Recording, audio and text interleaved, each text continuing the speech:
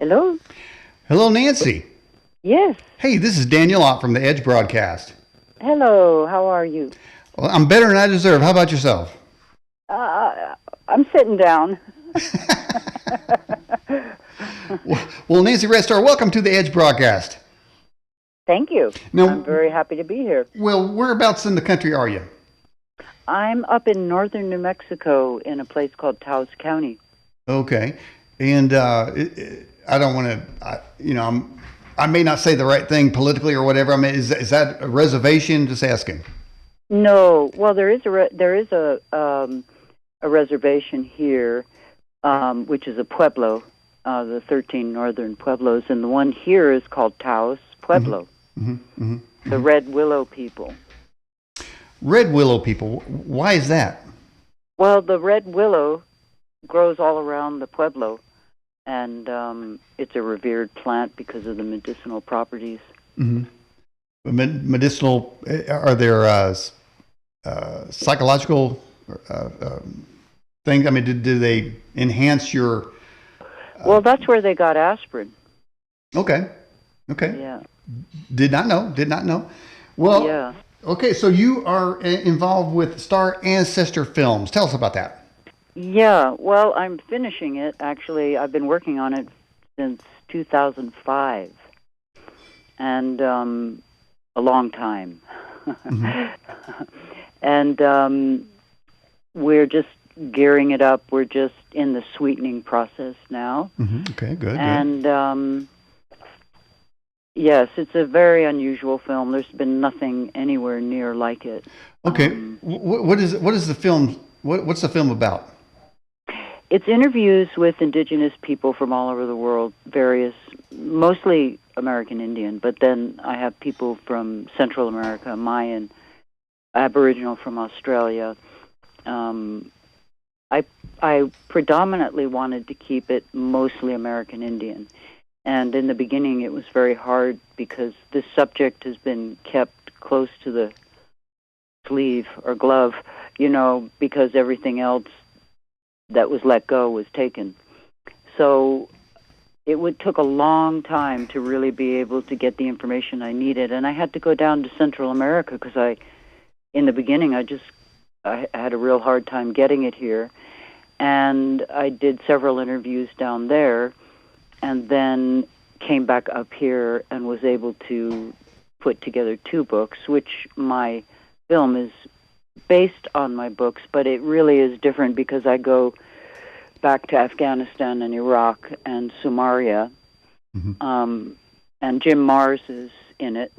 Nice. And because the subject couldn't really be completely covered if I didn't do that. And the subject being star ancestors? Ancient astronauts and Indigenous people basically is what it is, with a couple scholars in there who are not Indigenous, only 2. And all that's related to the building of the culture, the traditions, the prophecies, the instructions of how to take care of the planet. Are you saying that these ancestors gave instructions to humans on how to take care of the planet? Yeah, well, a lot of people don't know that the word Anunnaki is Algonquin. It's an Indian word. The roots of it are American or Indian, Algonquin Indian, which is on the East Coast. So yes, we are related to them, and a lot of people really don't know where Indians really migrated from. And of course, the Grand Canyon tells us a lot about that. When they came out of the 4th world into this world, and now we're in the process of going from the 4th world into the 5th world. It's not the end of the world; it's the beginning of creation of a new world. Now, are petroglyphs and cave drawings the same thing? Petroglyphs and cave drawings, pretty much, they are. Kind of depends on, for instance, I have a painting, I have an Aboriginal woman in my film who did a painting of a cave drawing with a craft with an ancient technology in it, Mm-hmm. and that particular cave drawing is 50,000 years old. And what about cave drawings for earlier humans, so say like the Neanderthals? Were they getting the same message? Neanderthals, no. Neanderthals are very aggressive, and pretty much dominated many other, like Homo erectus. They may have even mated and created a new species, the two of them. But Neanderthals have a very aggressive nature. They're very warlike. They were very warlike. Mm-hmm. Mm-hmm. And had encounters with other species that were more human and less aggressive. Mm-hmm. So in the messages to Native Americans, did those messages stop?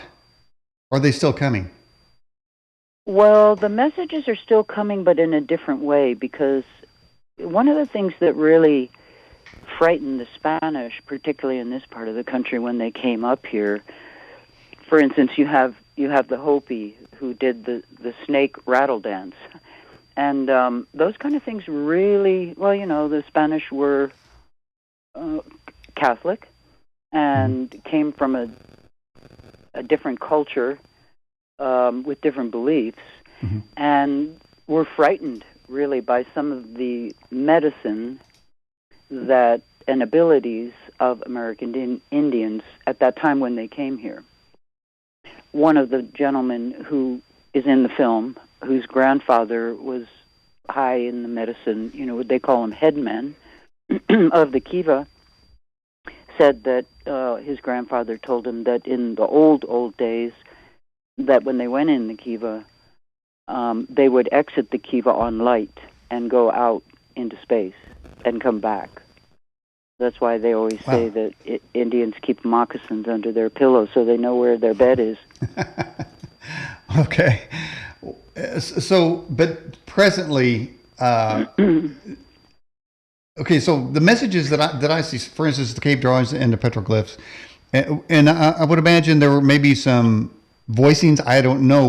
What all forms of communications did these ancestors use on humans? Some of the petroglyphs were foretellings of the time we're in right now.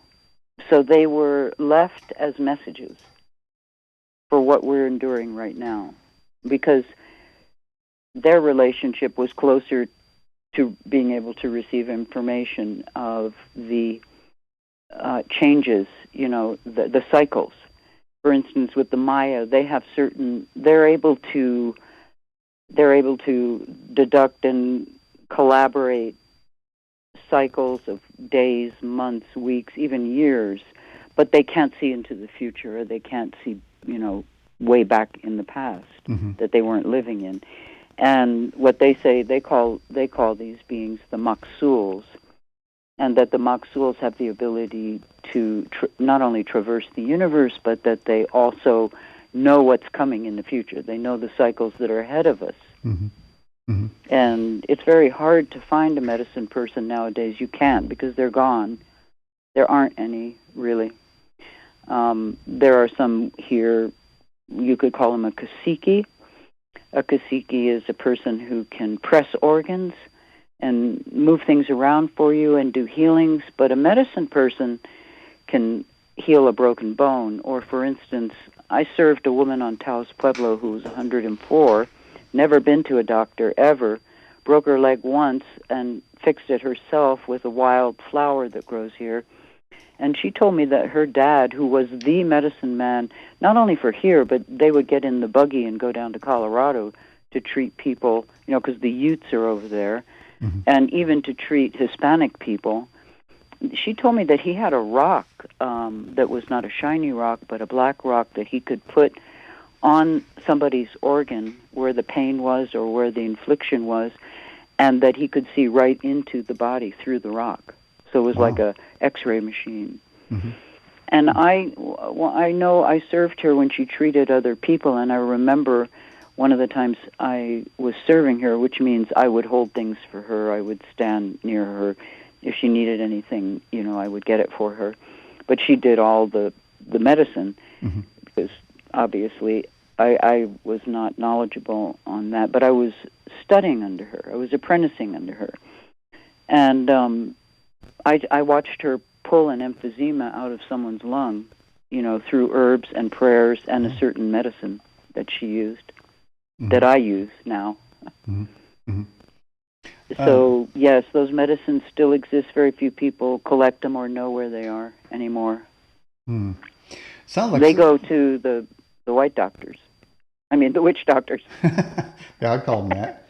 I call them Frankensteins. They're always down in some laboratory cooking something up, man, that you don't want to take. Exactly. I mean, it's not medicine, because doctors don't know how to cure anything. They just know how to distribute, pharmakia. And pharmakia is a Latin word or Greek word. In Latin, when you translate it, it means occult sorcery. Yeah, that's so. That's right. The name of every pharmacy. People go in to get drugs. Pharmakia, pharmacy. It's occult sorcery. It's not medicine. So the medicine man, you say they're a sort of a dying breed now? Well, they're mostly all gone. Now, is that? It's very, very hard to find anybody who can. First of all, medicine people are usually quite older, because you get to that point by a certain amount of years, but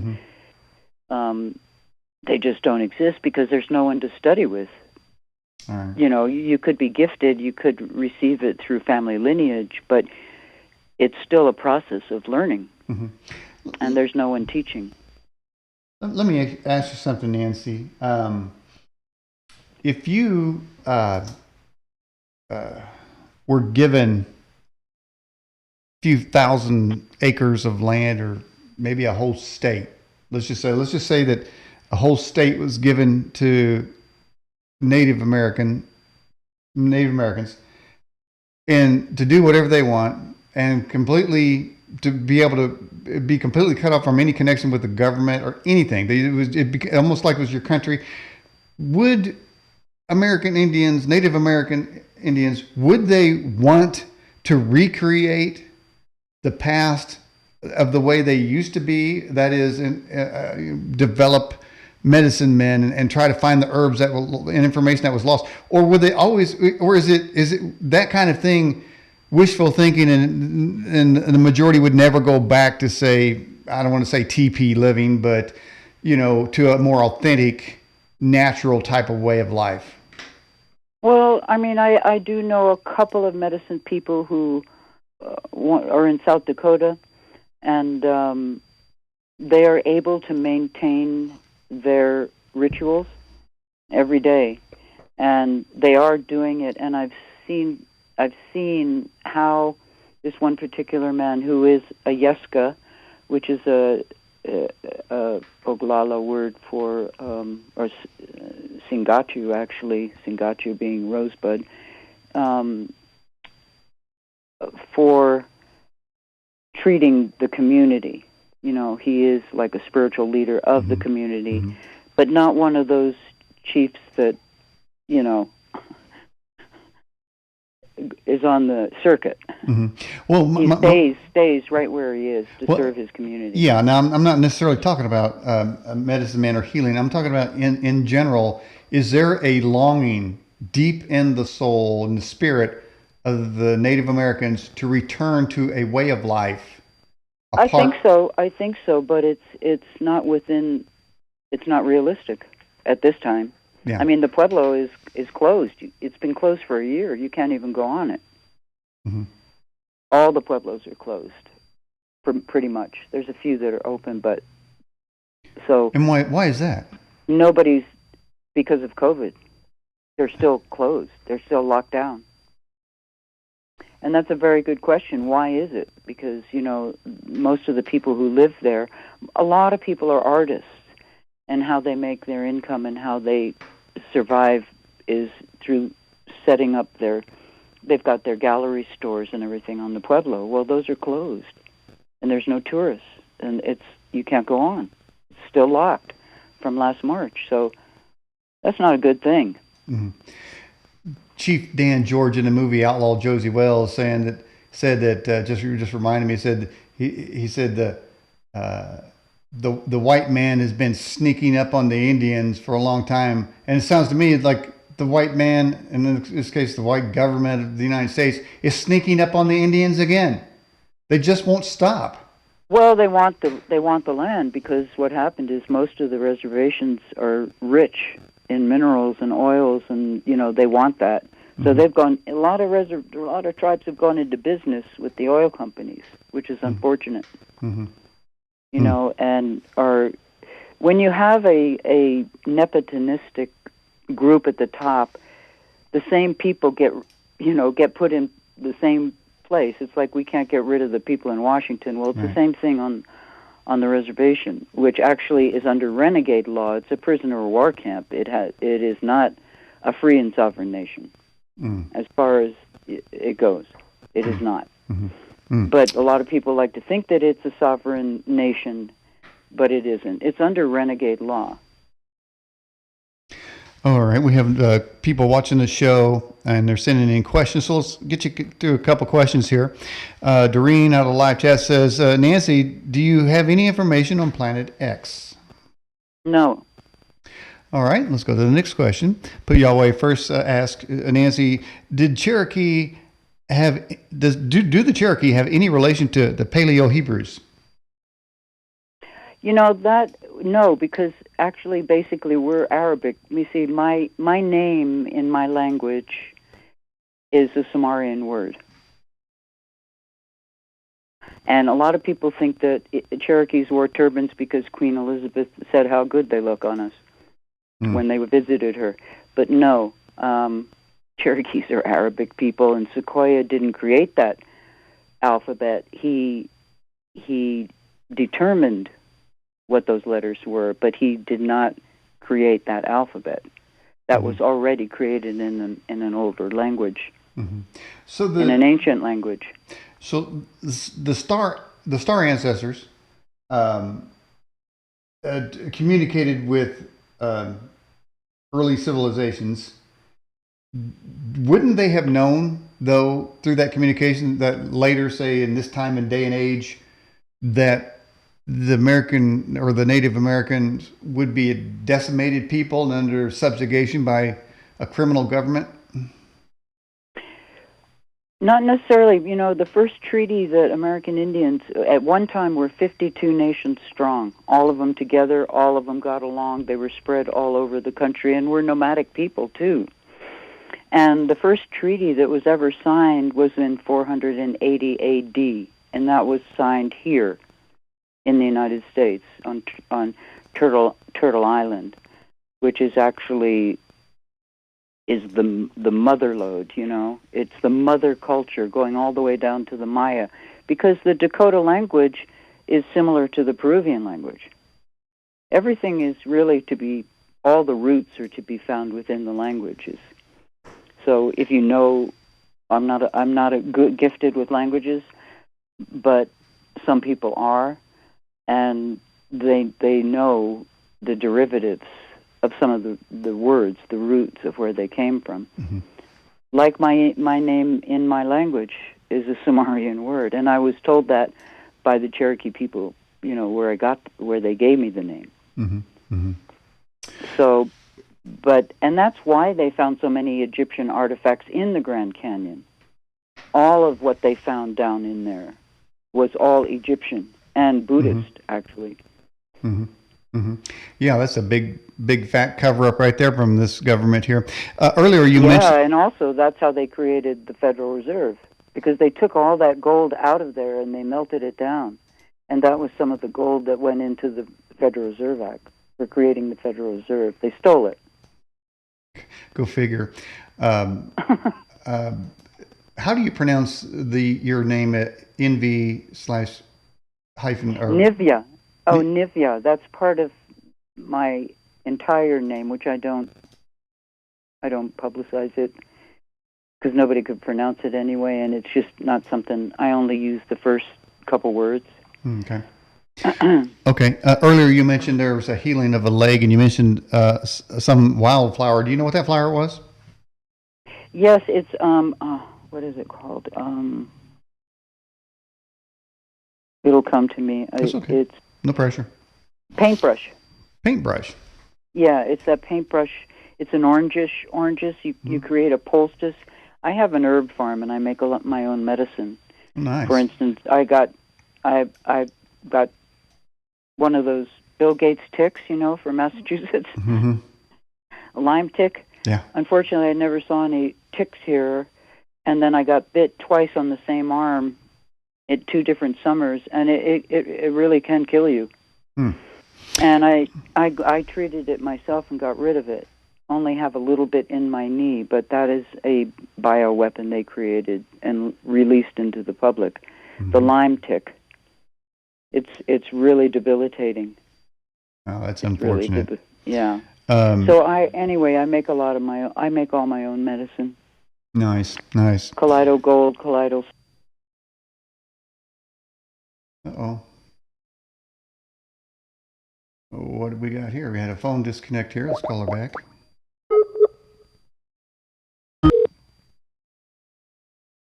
What was that? Well, it sounds like Bill Gates was listening. Yeah. When you mentioned his tick. Exactly. I've had the word. I've been playing word games with YouTube. I got banned a couple times, and there's 2 words you can't put together, and one is election, the other one is STOLEN, or COVID is a HOAX, and so I've been playing I've been playing word games with YouTube, and I've been thwarting their algorithms.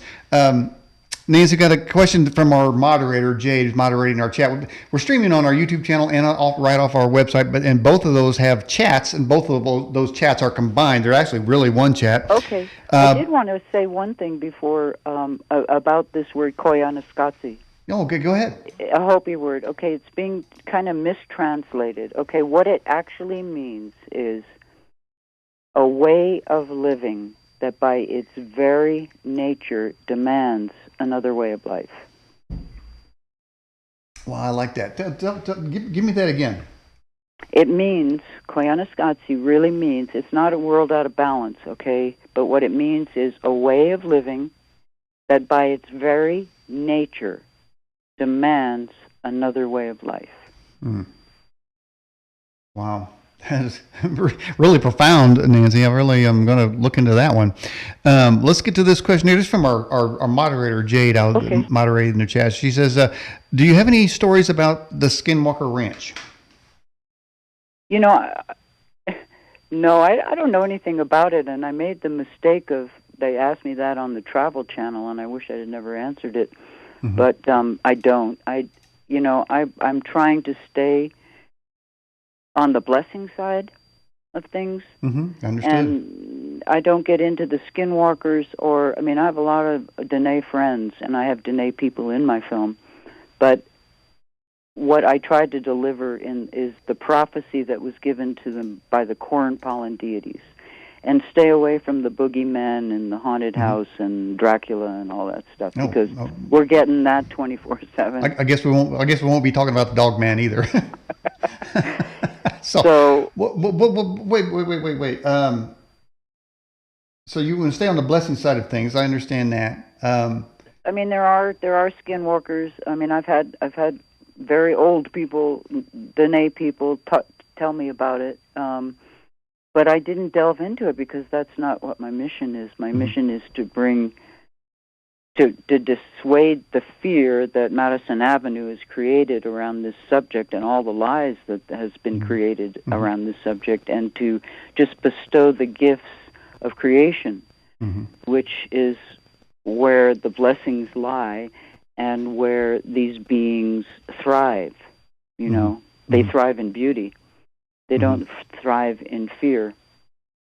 And so you have a whole host of, it's one of the most it used to be, aside from pornography, one of the most popular subjects on the internet.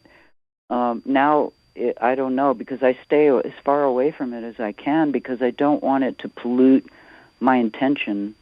You know, I don't do the conferences. I don't go to them. I don't listen to anything that's going on out there with that because I know that most of it is smoke and mirrors. What is the positive message you want to deliver? Well, that a lot of people think it's the end times or the end of the world, or we're definitely in a period that is unpleasant. I mean, everybody can just about attest to that. But that we are moving into another creation. And so we're moving into a higher creation, a higher dimension. And how many people will actually be able to arrive at that point? I don't know. It takes a certain sensitivity to be able to see the game plan, you know, as much as you can, and not get caught up in the moment of the hysteria.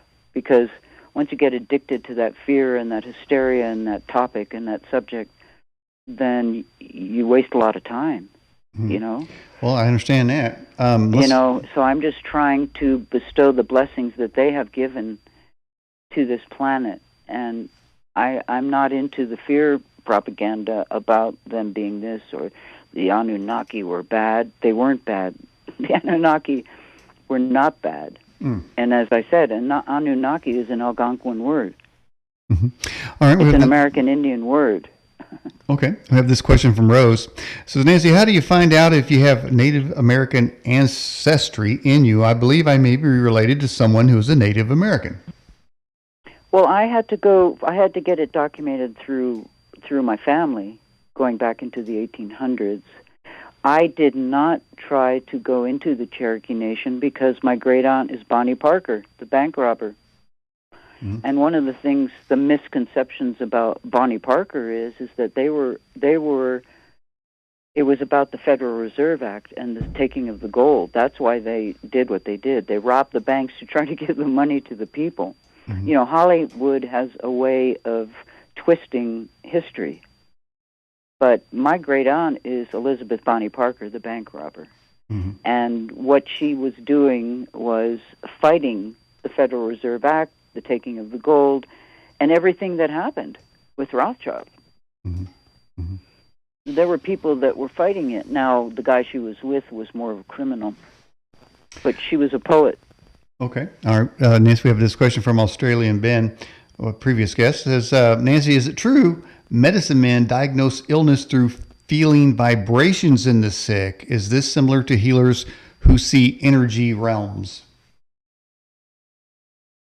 You know, I know there's different people work in different ways. Like I was telling you about the woman that I apprenticed for 6 years who lived to be 104. She lived with no running water, no heat, no electricity, and she called the TV the shadow. And her father was a medicine man. She didn't want that responsibility. She told him, no, I don't want the rock. Take it with you when you go because I can't do this. But she apprenticed him during his time. Now I know another man who heals people who works with spirits that travel for him and go look at the body. And then come back in the ceremony and tell them what they see. And then from that ability to see the illness, then the person knows, the medicine person who received that information knows how to diagnose it and treat it with herbs. In our background now is just a basic picture. It's a Native American woman who is calling to probably an ancestor who is in the clouds. Seems like there are a lot of drawings like that where an ancestor, a Native American ancestor, is in the clouds in sort of a spirit form looking down. Do you see things that way as well, that there are ancestors that are watching sort of your in life? The clouds? Yeah, well, the Ubame, who is the woman that I served, said that the Kachinas were in the clouds. And I remember I found this rock once. We were out in the mesa and we were looking for something, and I I looked down and I saw this rock, and it had all this writing on it. It had and I picked it up and I showed it to Susanna, and she said, that came out of the clouds, and it came out for you. Mm. So things do come out of the clouds. Information and objects, and, they say fish came out of the clouds at one time. Anna, you remember the thing how it rained fish? Now, I have seen that. I remember driving down the road one time and in a place where there's no rivers or no lakes or anything after a rainstorm, and this field had fish in it. Wow. You could see them flopping around in there. Wow. Well, now there's a blessing right there. So, I've seen a couple things. See, there you go. So, I've seen a couple things. Yeah, that's unusual because you don't get to, it's very rare. Mm-hmm. Very rare. Now, in the Bible, there's actually a couple references that have to do with clouds. One says that Jesus will come in the clouds, and then another one says he sitteth upon a cloud. So that gives credence to what you're saying about people actually can reside on clouds. Some people say they've actually taken pictures of cities in the clouds. Yeah, I believe that. I believe there are cities in the clouds they're interdimensional, so you can't see them like the third dimension. But they say that those cities, what they say is that after the earth goes through the cleansing, like we're not there yet, okay? We're in the midst of the whole. But when it cleans itself, then the new world begins, and the remnants that were in the fourth world will be in the fifth world. Mm-hmm. Mm-hmm. So a lot of people aren't going to make it to the fifth world because, as we see right now, we're losing a lot of people. Mm. And we will lose more as a result of what comes up. Mm. What's coming it was just, by man, not by anything. Well, it was just sent to me the one of the scripture references there in Revelation. It says, "Behold, he cometh with clouds." So now, if cloud to me, if he's coming with clouds, there's another place he's coming with a great army. So I'm wondering if the clouds there is a reference to people who have ascended to heaven. All right. So here's a question from Azur. It says, Nancy, what's your opinion of the Nazca lines? Excuse me, I'm coughing. Oh, you okay? Hey, you need some water there? Take your time. Yeah. I'll get some water here. I've got it right here. Hold on. Okay, no problem. And for those of you watching the program, we have with us tonight Nancy Redstar. If you have a question for Nancy, just put it in the live chat either on YouTube or on the website, or you can click on the button at the top of our link on our website. It says guest question. They'll all come to us, and we'll get them over to Nancy as we can. Okay. All right. So we're talking about, do you know anything about the Nazca lines? Well, I do know, I did interview, it was a top secret Navy commander, Graham Bethune. Did you ever know him? No. Graham E. Bethune? Wonderful guy. He was in the Disclosure Project, but I did a book. I went back into the Disclosure Project because my cousin was in that. Wow. And also I did a book with a man who was also a radar specialist, and he was in that. And he discovered the Nazca lines.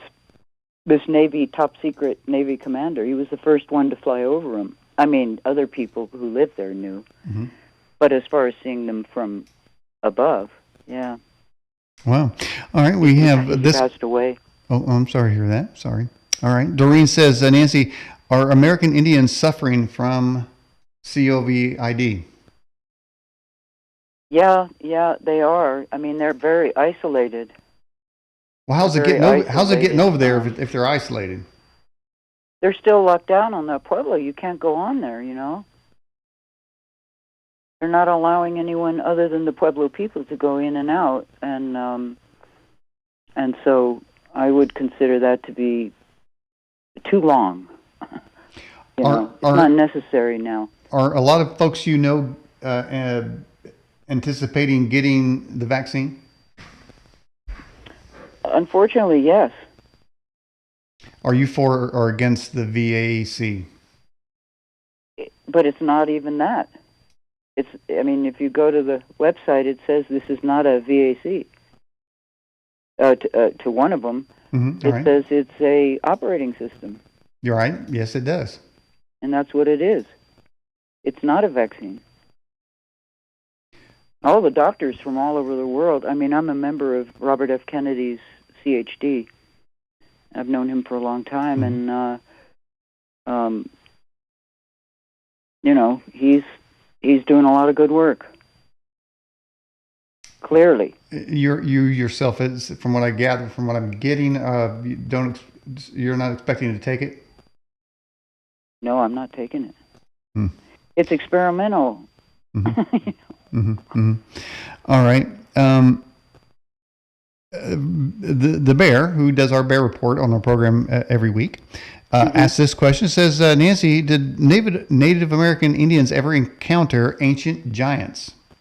Yes, I've got some of that in my film. Wow, nice. Yes, I've Now, got some of that in my this film already out? No, I'm just finishing it now. I've been invited possibly to premiere it in New Delhi.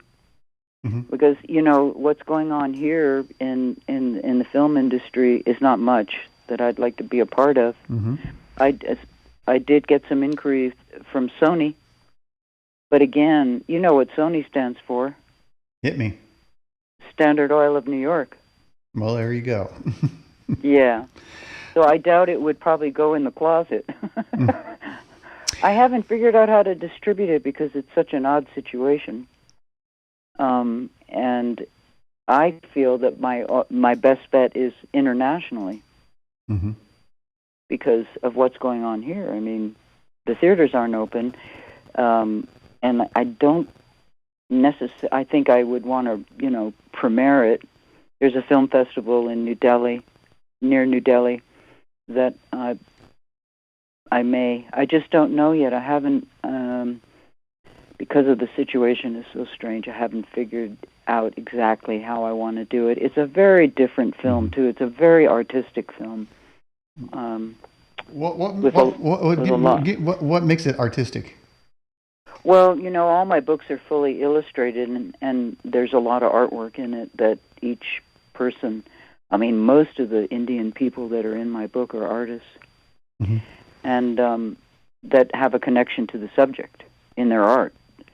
For instance, I'm working right now on, I don't know if you're familiar with, but the most famous Indian woman artist is Pablito Velarde, and her daughter was Helen Hardin, and Helen Hardin's daughter was Marguerite Bagshaw, and they were a dynasty of women that painted a spirit, kind of revealed some of the spiritual aspects of the teachings of the society in a higher dimensional way, talking about the ancestors, talking about the spirit beings, and they all got kicked and she got kicked off the Pueblo in the 1920s. As a matter of fact, I had a bunch of guys who were Vietnam veterans who had a dance group, and the leader of that dance group had experiences in Vietnam with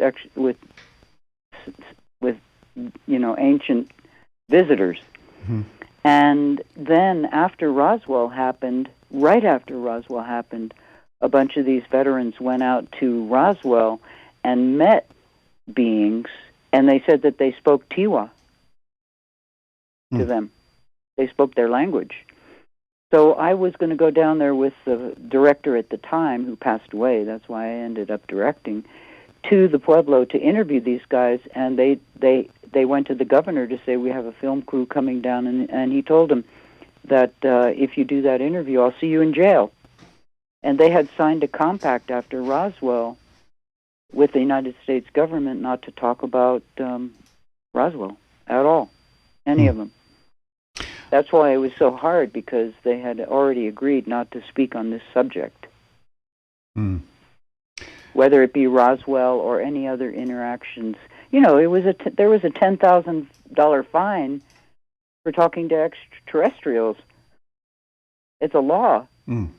Are the extraterrestrials or the ancestors, are they the same as spirit beings, or is that two different entities? No, there are spirit beings that are human, And then there are extraterrestrials which are extra human. You know, they're have you different met these species humans? than us. Have you met these humans? Well, I've had a couple of experiences, I must say. They don't carry on long conversations. Mm-hmm. If you have any kind of instructions that involve them, then they will tap you on the shoulder, but not often. Mm. You know, it's not like people who say, "Oh, yeah, I had this, and they told me this, and they told me." They don't do that. They just tell you what you need to do, and then that's it. Mm-hmm. Because they got to see if you're going to do it right. Mm. All right, I have this question for you. This is, in old days, did Native Americans hold up their hand and say, how? And is how many fingers, 5 or 6, like the Nephilim? Gee, I don't know. I mean, how? Who came up with that word? That's an English word. I don't know. This sounds a little out there. That's an English word. I mean, yeah, no. Okay. How okay. is not a dialect.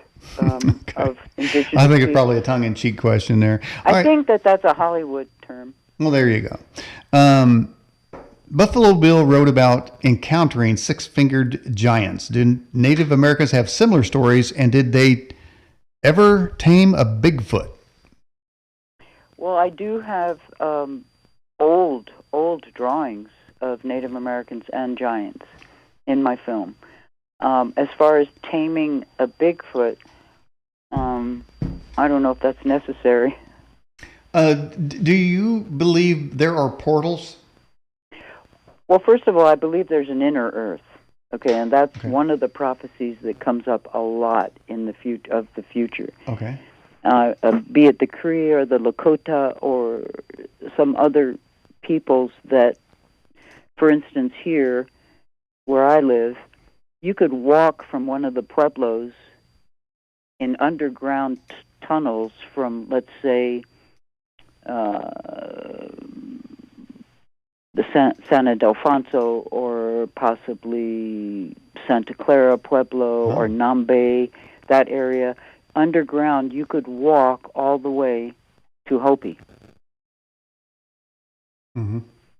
In underground tunnels. So who built those tunnels? I didn't ask. But I can tell you that the Lakota prophecy says that they will be going back inside the earth, and so do a lot of them. Because I had been told by some Cree, there's a Star Blanket clan up in Canada and Saskatchewan, the Cree that I was working with, and they said that because of the nuclear issue that we will have to go back inside the earth like we did before, this is what's happened 4 times. Mm-hmm.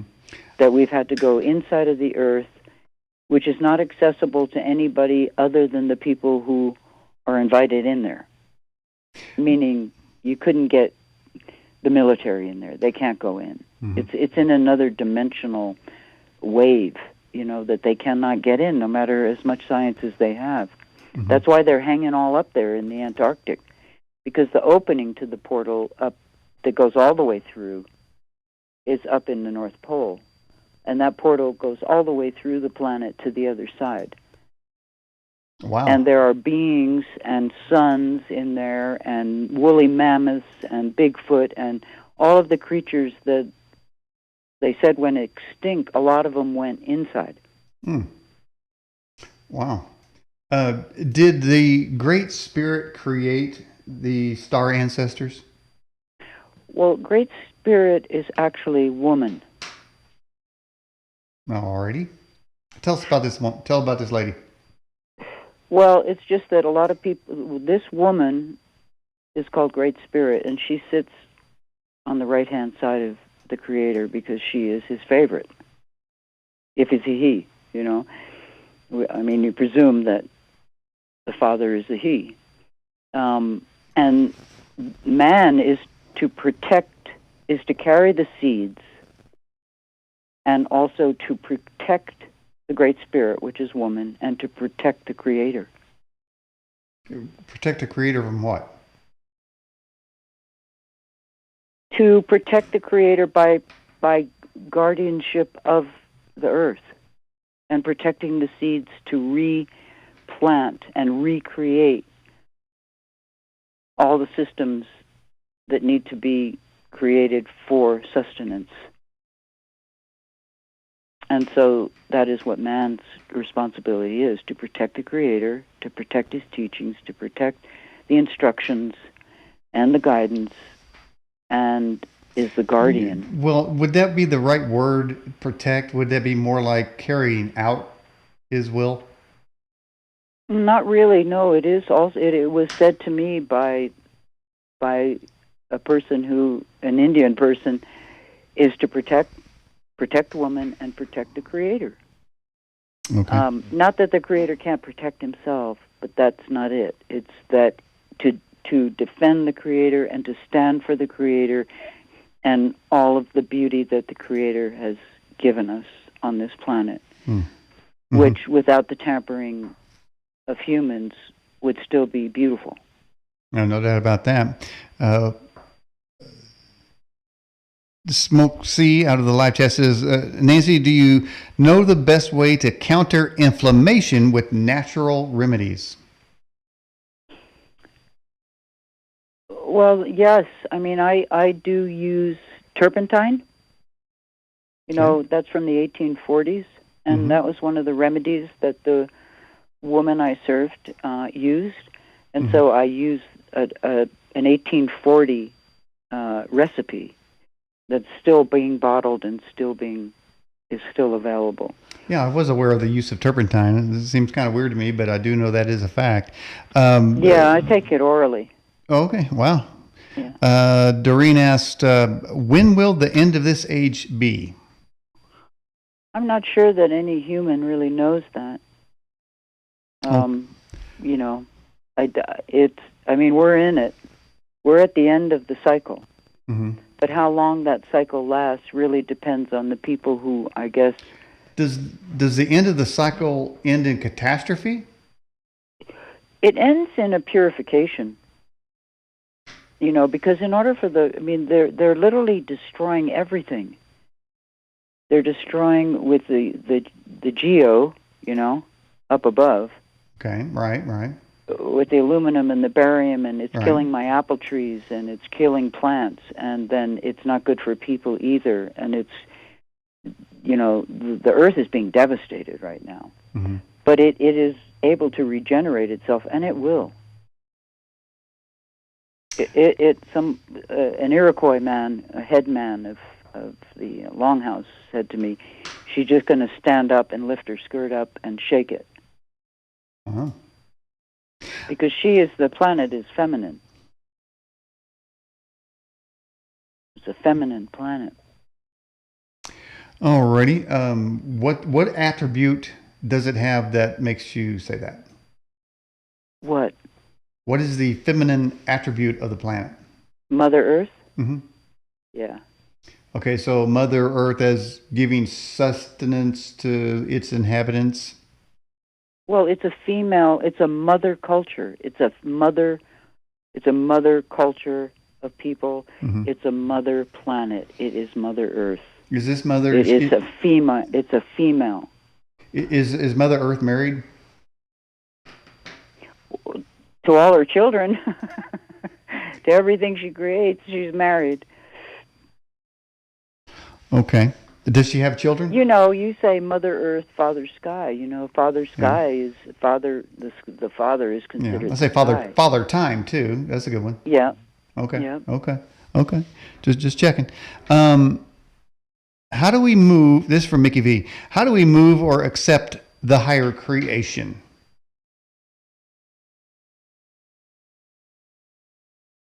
Well, you mean how do we move the higher creation? I'm not sure I understand. The question says, how do we accept? Well, I guess use the word accept a higher. I guess accept a higher creation, or move into a higher, maybe a higher vibration. With humility, because you really can't go into a higher creation without being humble.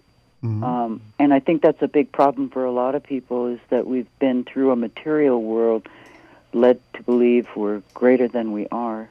And I think humility is such a hard thing to grapple with, to be humble. It's hard for Americans because we've had everything, whether you're Indian or not. I mean, Indians still drive new trucks, They got TVs, they got, Wow. they got all of it. And they got cell phones too, it's hard to be sensitive when you're plugged into the tech. Oh, wow. Alrighty. This question here says, what is the significance of the great white and the great red buffalo? One thing I do want to say about the, before we go there, one thing that I did want to say about because it is very inflammation, also curcumin and turmeric are probably one of the best things for inflammation. Okay. But it has to be taken, you have to eat it. You can't pop a pill of it. You have to actually eat it with a fat-soluble type, like a carbohydrate or something, to really get it into your system. And I think that's where a lot of people stop taking it, is because they're not taking it as a powder in their food. Okay. And I don't, I'm not really, I really am not too knowledgeable. I mean, I know the white buffalo calf woman, who came out of the clouds, by the way. Ooh, look at that. But I'm not really versed on delivering that prophecy accurately. I don't want to speak out of turn. Okay. All right. Azura says, Nancy, could the hypothesis that a higher dimension that one would encounter could actually be a demonic dimension? Well, there's definitely a demonic. There is definitely a demonic dimension, or demonic. Let's say, rather than demonic, I would say lost souls who are in limbo. For instance, like where I live on a 4.5 acre farm, and underneath the land, there were battles here amongst Indians, actually, from the two different pueblos. So there were a lot of burials, a lot of bones, a lot of relics, a lot of pottery and stuff like that. Those souls and spirits of those beings that were killed that way are restless, and sometimes they cause problems here in the house. So I have to smoke. There's certain things you can do. You smoke your house to get them outside. And of course, I do. Having studied with that woman for so long, there's one root in particular, which is here in northern New Mexico. Of course, you got a lot of witchcraft up here, and in Arizona as well. There is witchcraft utilized. There's a root that grows here, and that root can be burned at both ends, and it completely dispels any of those spirits, those dark spirits. It forces them out. And I remember once I gave it to the same Yeska man up in South Dakota on Rosebud. He was doing a lodge, and he said to burn it, and because it smells like perfume. It's really beautiful, and you have to burn it at both ends at the same time. And he said, I did. I burned it in the lodge, he said, but it got rid of every single spirit that I had in there. So he said, so I had to burn something to bring, like Osha, bear root, which I harvest here. He said I had to burn the Osha and the sage to get them to come back in. When you say they bother you sometimes, aren't you talking about poltergeists? Yeah, they'll do all sorts of stuff. I think they, a lot of times for me, it's like they'll knock things out of my hands that I have to bend over and pick up. Wow. Like it happens a lot. And it's hard to cope with because I never know when something's going to fly out of my hand and go on the floor. Wow. It's very annoying. Do dream catchers work? Yes. What do they catch? They do, particularly for babies. What are they catching? Well, they're just supposed to protect the baby from any bad spirits. They're supposed to get caught in the web. Kind of like a fish, net. Okay, so you got a couple bad spirits stuck in you got a couple bad spirits stuck in there. How do you get them out of there? Well, I don't know because I've never tried to do that. But I imagine if you take it outside and shake it, just shake them out. That's all you. Yeah. Okay. Get some light on it, sun. Okay. Okay. Mm-hmm. Is the stomp dance still practiced today by any American Indian tribes? Oh yeah. Seminoles, most of the 5 civilized tribes are the ones that practice the stomp dance. This is from Peter Birdsall. It says, Nancy, can you share any stories on who or what was in North America when the natives first came to the land in ancient times? Well, tigers, lion. I mean, I think the elephants were here. I think that most of the animals that you see in Africa originated here. Mm. Okay. If you ever go on to Google search and you look up extinct animals, I'm very involved with the buffalo situation right now, up in Montana, because the governor of Montana, who is from New Jersey and is a billionaire, wants to call the last herd, and that's why I was trying to get a hold of Willie Nelson. The last herd of wild buffalo is up in Montana on Yellowstone National Park.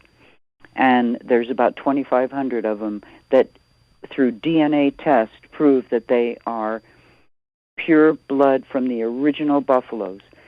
The governor of Montana, who's from New Jersey, he's a billionaire who just poached a wolf and killed it and got a warning yesterday, wants to call them extinct and remove them. That means there'll be no more wild buffalo, pure buffalo. Not the ones you buy in the supermarket because they're mixed with cows.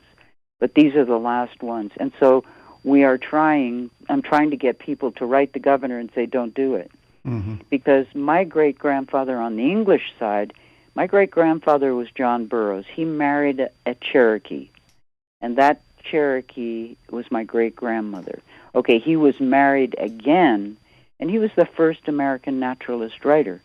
He and Teddy Roosevelt went out to Yellowstone and created Yellowstone as the National Preservation Act for the buffalo. Now, this guy from New Jersey is trying to kill the last of the call them extinct, and so I'm trying to get people. And if anybody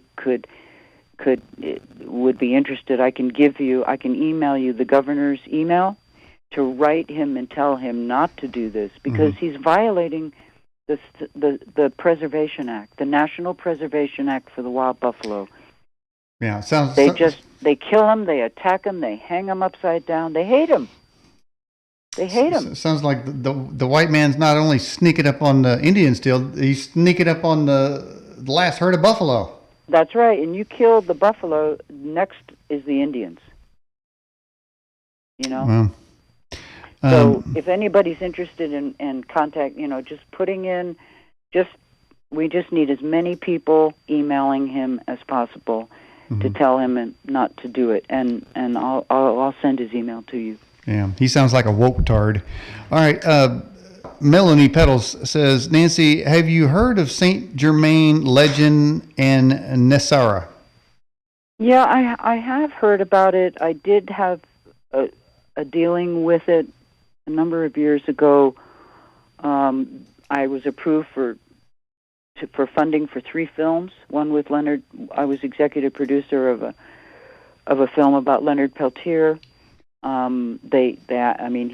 I was invited to be the executive producer. I got the financing for it through the Nessara Act from Malaysia, because that's where all that the gold is hidden.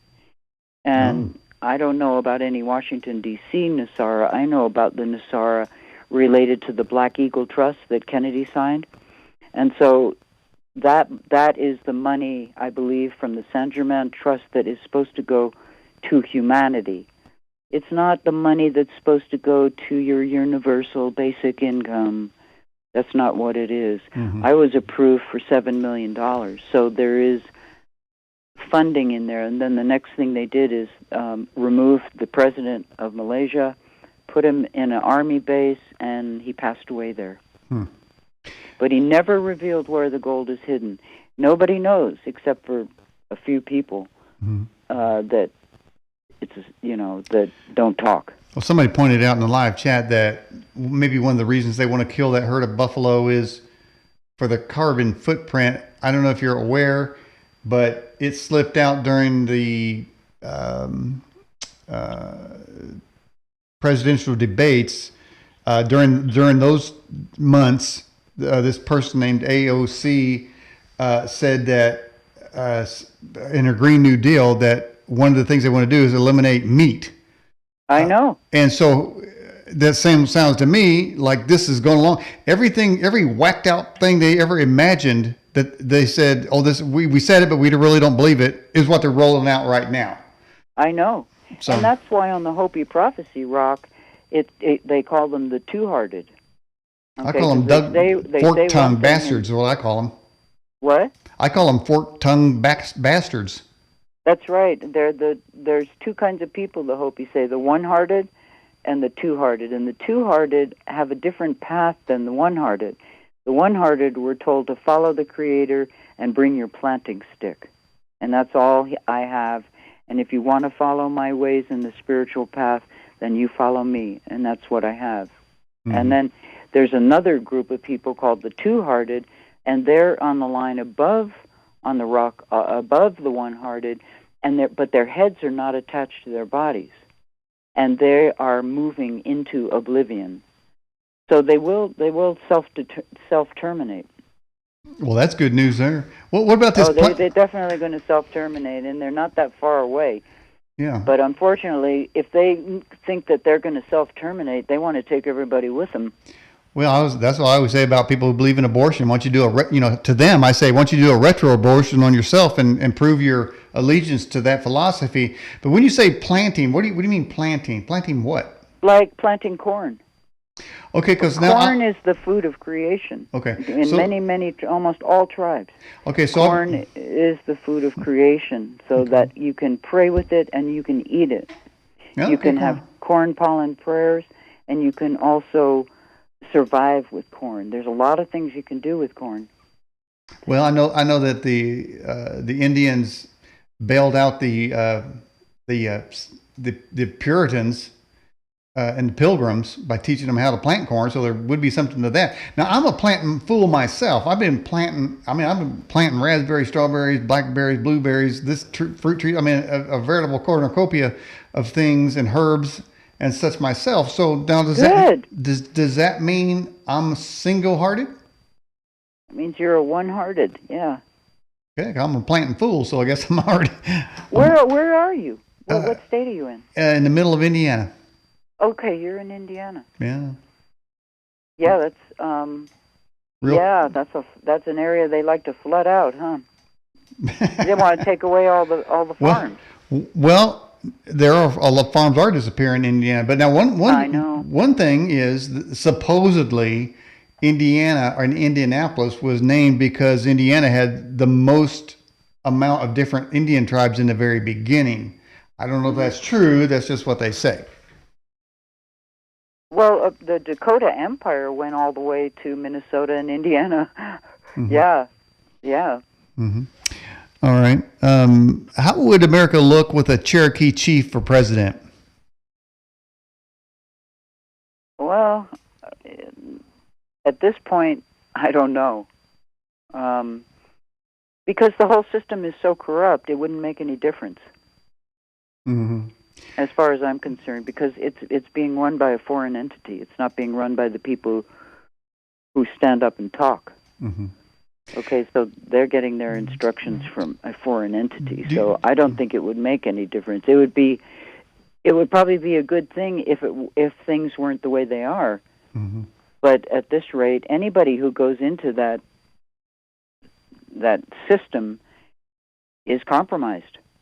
Mm-hmm. And gets compromised if they're not already compromised, because that's how they get bills passed. Bribery. I mean, Jeffrey Epstein taught us that. Yeah. And he had a ranch here.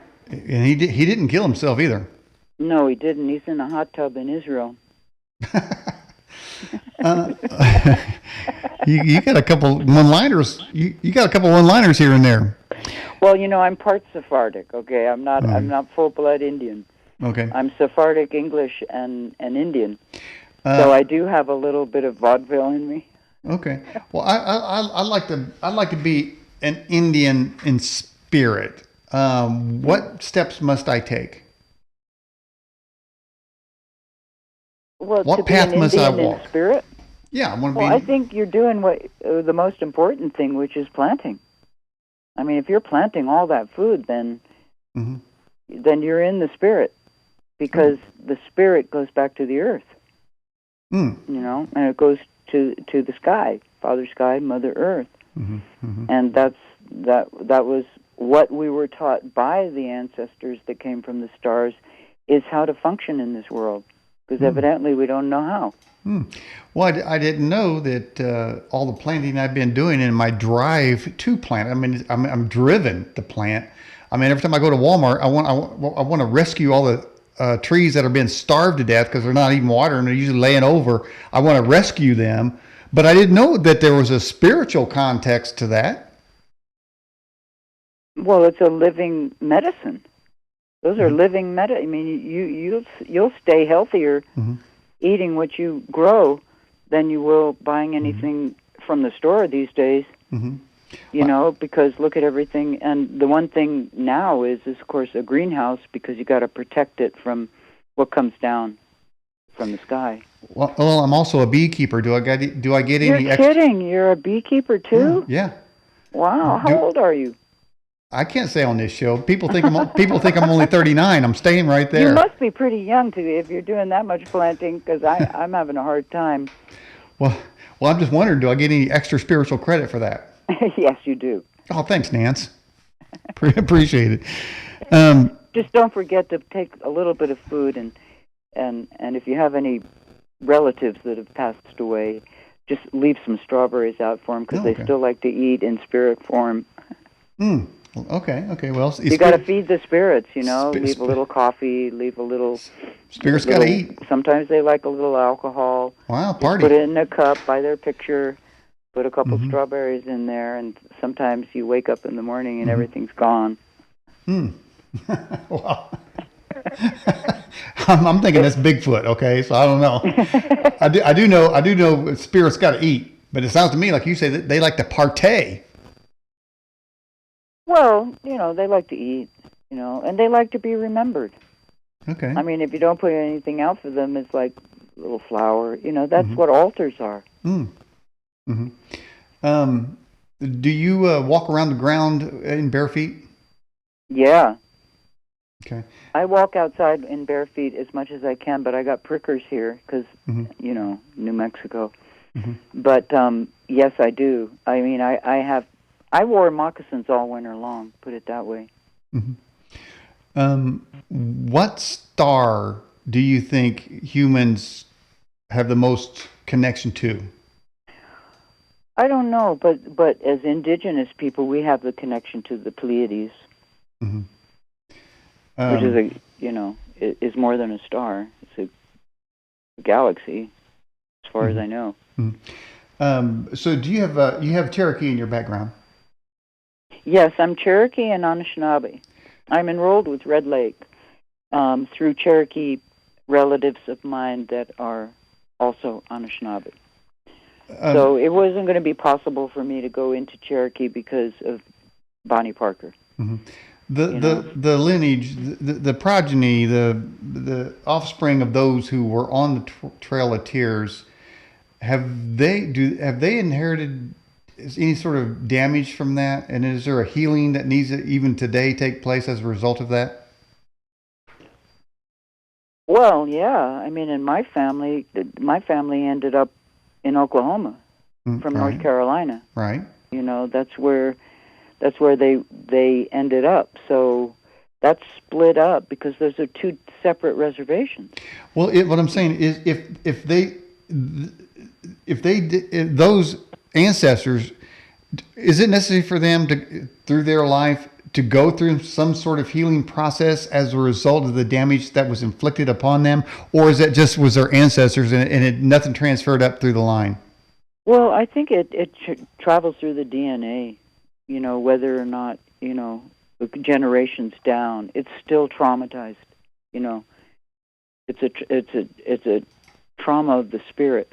And so even if you weren't alive during that time, it got passed down through, your generations above you. And so that trauma is still. So did I think most Americans have PTSD, whether they're Indian or not, because this is a traumatic. You can't go through being raised in America and not be traumatized. Think about it. You know, it'd be nice if it wasn't that way, but it's that way. Because war is profit. And so there's always trauma here. Why can't we have a peaceful world? Because the people who are running it make their money from killing us. Unfortunately. You know, it's a business. There's a lot of money in killing, and that's why you keep creating wars, you know, for ultimate reasons. What do Indians say about the Georgia Guidestones? Most of them don't know about the Georgia Guidestones. What do you think is the next worldwide event to happen? What are the star ancestors prophesy for the future of? What's the next thing that we'll know is a fulfillment of those prophecies? I'm waiting for the earthquake, the horseshoe earthquake that starts in state of Washington, comes all the way down and crosses Hopi, divides it in two, goes up the East Coast, and completely rearranges the way America looks, because the Great Lakes are going to dump into the Mississippi, kind of like what Edgar Cayce was talking about. That's to me is the cleansing. I think that's as much, and it's not just America. This is a worldwide. It's going to affect everything, not by their hand, because right now they're with the weather technology, of course, they're able to look what's going on. Look what's going on in Malaysia. Look what's going on in Indonesia. Look what's in the Sahara. The weather modification is out of war. It's totally a. Well, I'd like to see some cleansing in San Francisco and the porn industry in L.A. And it'll be gone. So, one of the other things that the Hopi said, and this was one of their most dire warning, you know, because they don't like to scare people. You know, when anybody makes a prophecy, you try to be as subtle as you can, unless you're Nostradamus. But was that they said that with the yellow man, the yellow race would come in two ways. First, if the yellow race comes and brings teachings like Tibetan Buddhism and all of the Hindu, and, you know, not that the Hindus are yellow people, they're not, but I'm talking about those kind of teachings. If those teachings were accepted by America and utilized, that there would be hope for America. But if they don't accept those teachings and keep those teachings intact, then the yellow man, they call them the red hat, red cloak people, would come from the west, and they would show no mercy. And hey, I think they're here. You talking about Qing Pao and Ming Ding and them people? I'm talking about China coming from the west with no mercy. Yeah, I can see that. They're definitely not known for any kind of mercy. Nope, and that was what the Hopi felt was the biggest threat to humanity here in America. Bigger than the China. White man, huh? The red hat, red cloak people coming from the west, not from the east. You know, they were saying if they come from the east, they'll bring teachings. Meaning it's the same, but they're differentiating between the military and the spiritual. Are there alien craft in Earth orbit? Are there what? Alien craft in Earth orbit? I would assume so. I mean, I know that the Cree told me that they had come into the lodge up in Saskatchewan. The beings, you know, if they come to you like visually, it's usually in a ceremony, you know, with people. And this particular group was a Star Blanket clan. And they came in there, and they had on uniforms, they told me. Wow. Military uniforms. And they were very upset about the weather modification. Very upset, and that they weren't going to tolerate it for very long. That's all they told me, because I wasn't there. I wasn't with them when it happened, and that's all they told me, because they're very brief. Do more of them come if you happen to be taking peyote? Well, peyote doesn't do that kind of thing. Mm. I mean, peyote, you don't have that. You would have more of an experience with mushrooms like that. Mm-hmm. I just didn't know if the star people see if you're taking some peyote or mushrooms that maybe all of a sudden you're going to start seeing ant people and stuff like that.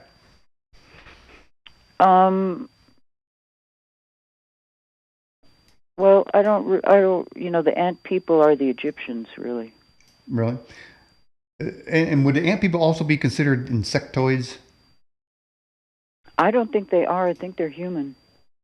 Mm. I mean, the ant people is a term for an actual human, as far as I see it. I know they talk about the ant people, but I think they cloaked some information in that term, because the Hopi came out of the Grand Canyon, and when they came out of the Grand Canyon, what was in the Grand Canyon was all the Egyptian artifacts.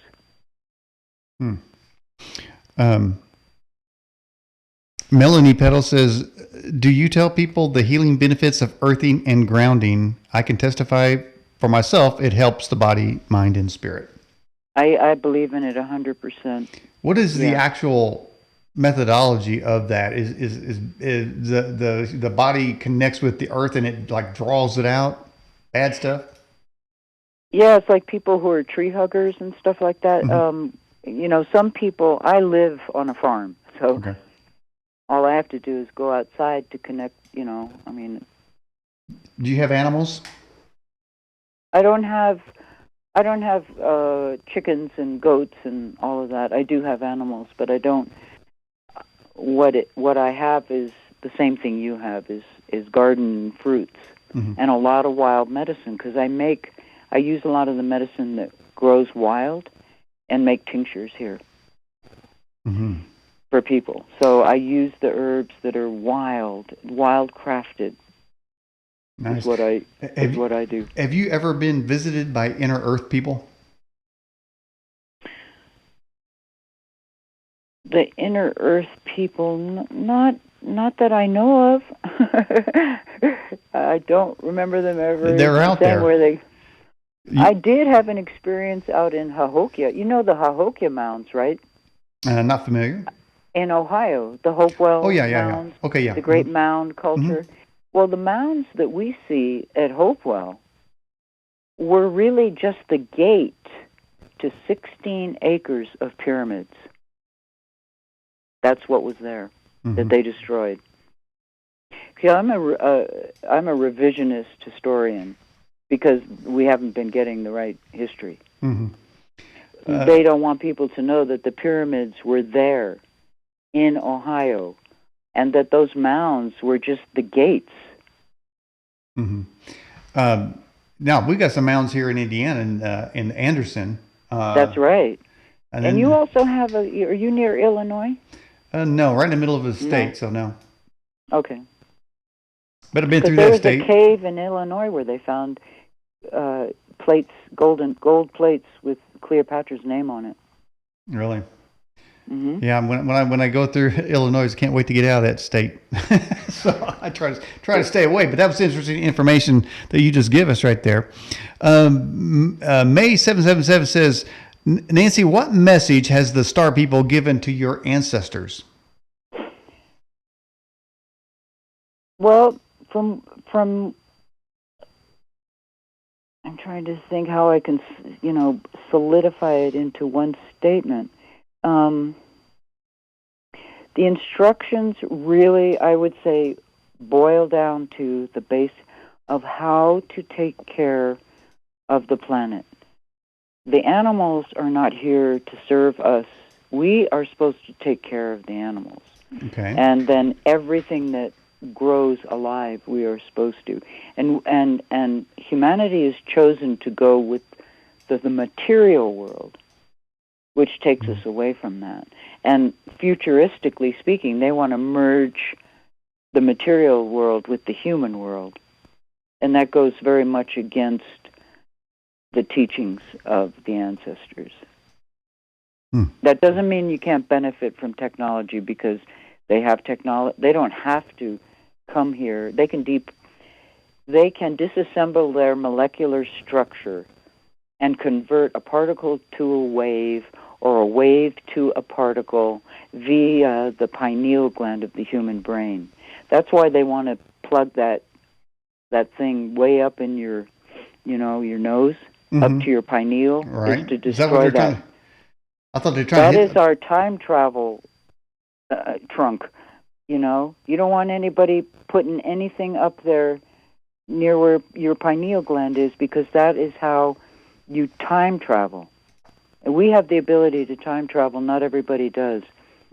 Have you time traveled? And that's why they have to convert everything to machines, because they're 6-strand DNA. Most melanated people are 22-strand DNA. 22 strands. The people who are in the material third dimension, running the world and wanting to merge humanity with science, are only 6-strand DNA. They're very inferior. Wow. Did not know. They cannot time travel. They cannot do any of that. And so we can. That's why they have to merge with a machine to go into space. But we don't have to. Because we have the ability to departicleize and time travel. That's in our pineal gland. That's part of our. That's why they want the DNA. It's 22 strands. Have you time traveled? Oh yeah, I've time traveled. Forward or backward? Forward. And what did you see in the future? Well, what I saw is why I ended up doing this project.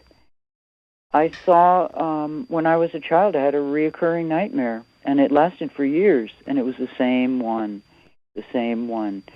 I would leave my body, travel through space. I would come to a planet, and I didn't know what planet it was. It was just filled with garbage everywhere. And it was a nightmare. And then the next thing I knew, I would be pulled into a white light and end up right back in my bed.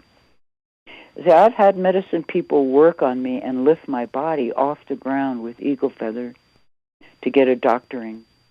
Wow. Up in Canada. That's the kind of abilities I'm talking about that exist. And that's something that they don't want. They don't even want us. Because those abilities they don't have. So they have to destroy that so that they can have their own God that they determine what kind of God they are. It does seem there's this effort to merge humans with machine, transhumanism. That's where they're going. That's what they want. And is that because we could all be wired? That's getting an operating system. And we'd all be wired in the system. Not medicine. It isn't going to work. That's all I know. It's not going to work. So what you're saying is Bill Gates ain't that smart? Oh, I don't think he's that smart. I don't think any of them are that smart. They're just working for someone else. And who is that? Well, who's the man behind the curtain, Nancy? Huh? Who's the man behind the curtain? Or is it a demon? It's the people. It's foreign. It's a group that are of foreign people. We're run by a foreign entity. I mean, the United States of America was incorporated already a long time ago. The United States of America is a corporation. Australia is a corporation. Israel is a corporation. They're all listed in Dun and Bradstreet. Their taxes, you can go to the International Tax Treaty, and you can find that North Korea resides in Washington, D.C., because North Korea is a corporation. So we lost our Constitution, and we lost everything when they incorporated. It's the United States of America Incorporated. You know that. Yeah. Because you have that lady on, you have, what's her name? She's got all the paperwork on that, the corporation. It was incorporated in 1925. She's been on your show. What's her name? I saw it up on the top. Anyway, she has the documentation. Yeah, I know who you're talking about. Yeah. Deborah Tavares? Yeah, Deborah. She's got all the documents. I have the incorporation papers, the whole thing. Well, I say the corporation needs to be abolished. Well, they said recently that they dissolved the corporations, and I'm not sure if that's true or not. But they had announced that they dissolved. But according to Australia, Australia is incorporated in Washington D.C. It's all under a corporation. The first day that Joe Bite Me, STOLEN, the presidency, he banned the Dakota XL pipeline, and I'm thinking that Native Americans stood to make a lot of money from that. Is there any resentment up there about that kind of thing? Oh, it didn't stop there. I just got an email from them up there at the Lakota law firm, and they're still doing it because they couldn't come. They had to do a environmental assessment, and until that is done and the judge approves it one way or another, they're doing it right now. I just got an email from them. I can Really? I can forward it to you if you want to see it. Oh, yeah. Forward it to me. Okay. Yeah. Yeah, they're piping right now. No, that's good to know. That's a uplifting moment right there. I didn't expect to hear.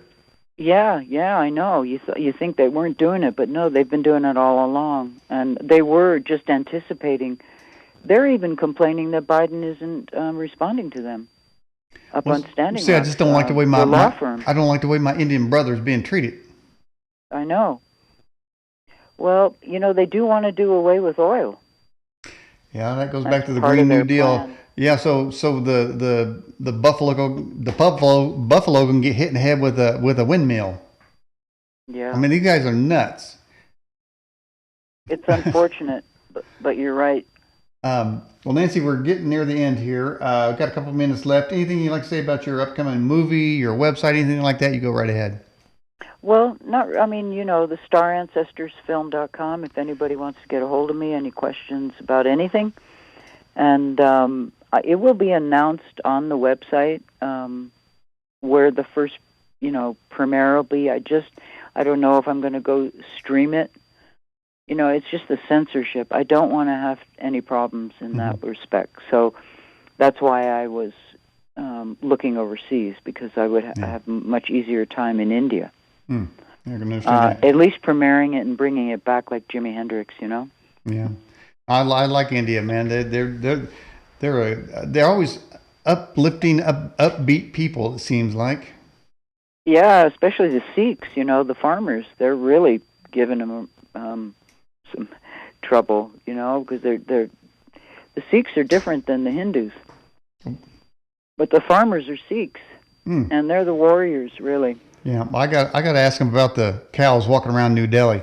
Well, Nancy, I appreciate you coming on the show. What did you think about the interview? How'd it go for you? Oh, I thought it was great. It was a lot of fun. Okay. I really enjoyed spending time with you and your guests, your people asking really good questions, and hopefully we'll do it again sometime. Okay, I appreciate it, and we'll have you back on again sometime. How about that? That'd be great.